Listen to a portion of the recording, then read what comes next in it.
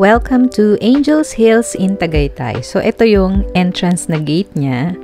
And then from there, pagpasok mo, straight lang and you will see this chapel. Yes, chapel yung nakikita nyo and papasukin natin yan later. On this side naman, yung mga cottages and later on, dadaanan din natin yan.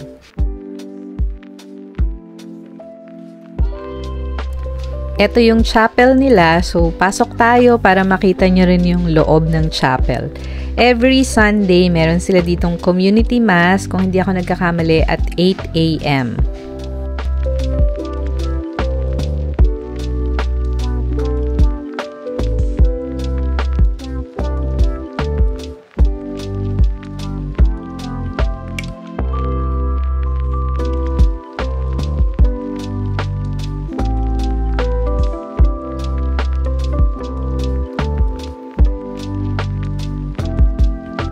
Dito naman sa left side ng chapel is yung St. Michael I Hall nila. So, pwede yan gamitin for retreats, for groups, depende sa capacity ng group nyo.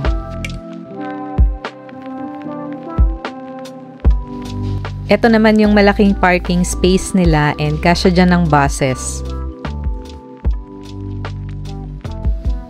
From this rotonda, sa left side, makikita natin, yan yung admin building. At the same time, meron ding dorms and dining hall inside that building.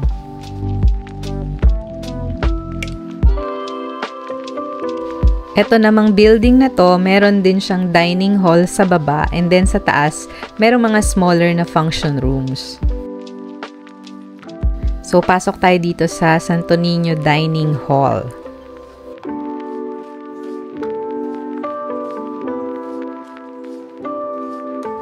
Ito naman yung St. Michael I Hall.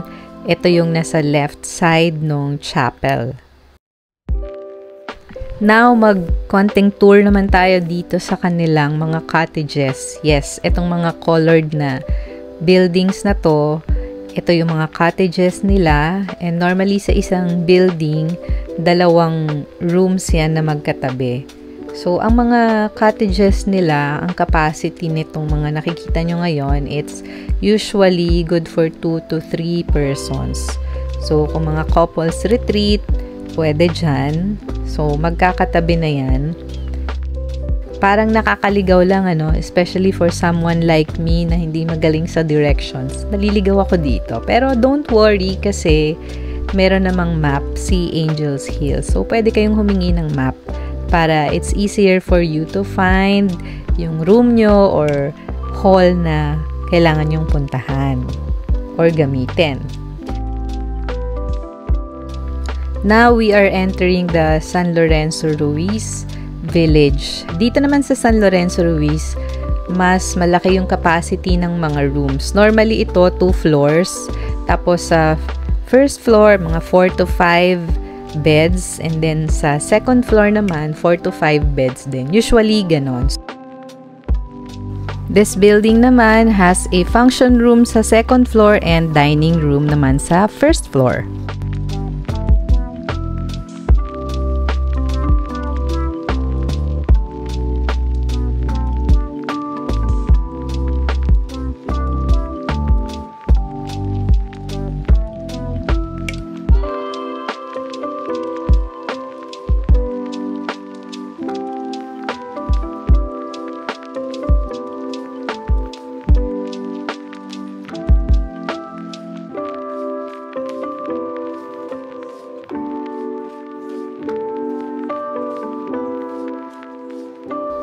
Maganda yung weather today, pero normally pag rainy season, binabahan ng konti lang naman si Angels Hills. And ang maganda sa kanya is nagpo-provide sila ng mga umbrellas.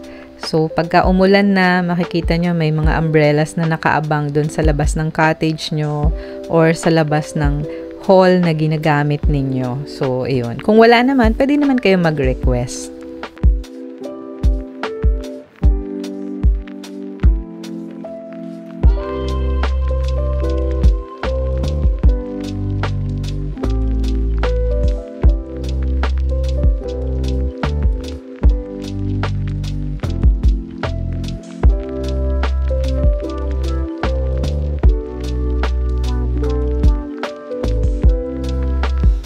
Now we are approaching the St. Michael II Hall. So this one is bigger than St. Michael I.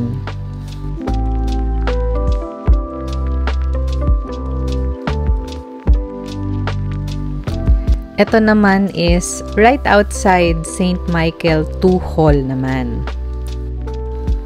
Pasensya na, hindi ako nakapag-take ng videos inside the function halls kasi ginagamit lahat and yung mga gumagamit are mga minors and I don't want to show them dito sa video.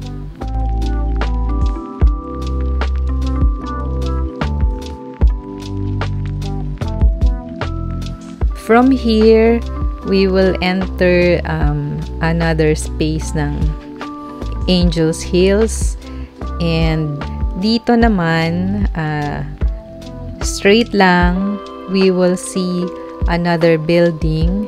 It's actually a conference hall na mas malaki talaga. I think, kung hindi ako nagkakamali, ang capacity nitong conference hall na to is 2,000 people. So, ayan. Nakikita nyo. Yan yung conference hall. Pero hindi na tayo papasok sa loob.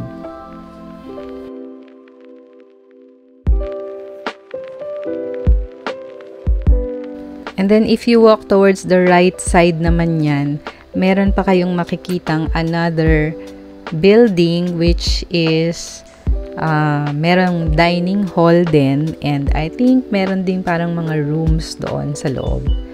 Tapos to naman, yan, makikita nyo to, merong swimming pool yan, wala lang tubig.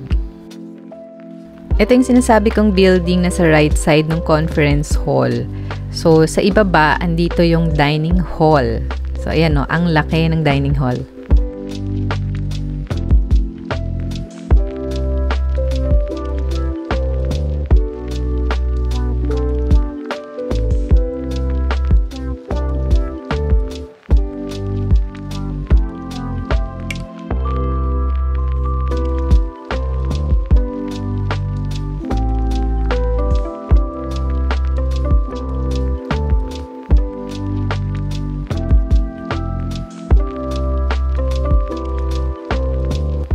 Pasok tayo dito sa isang room para may idea lang kayo ano bang itsura ng room sa Angel's Hills. So, bawat room merong ganito. Mga cabinet for storing your mga damit. Yan, may mga hangers.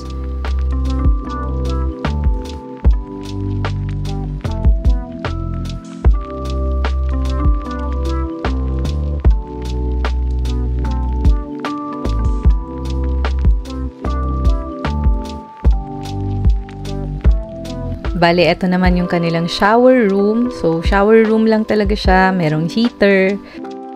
May lalagyan ng shampoo, soap, and other personal effects ninyo. And then, etong towel rack.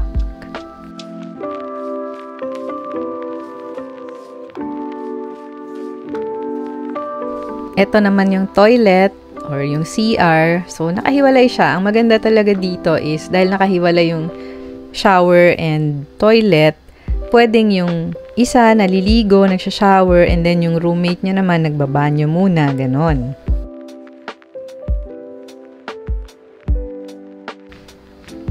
Tapos, eto naman yung beds nila. So, kung tatlo kayo in a room, usually naglalagay lang sila ng extra mattress.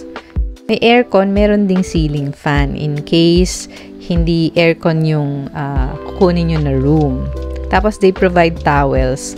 Pag dito kayo sa 2 to 3 in a room, they provide yung towels and soap. If you're interested in having a retreat sa Angel's Hills, please check the address and contact details in the description box. And thank you so much for watching this video. Please like, subscribe, and share. Have a good day and God bless you always. Bye!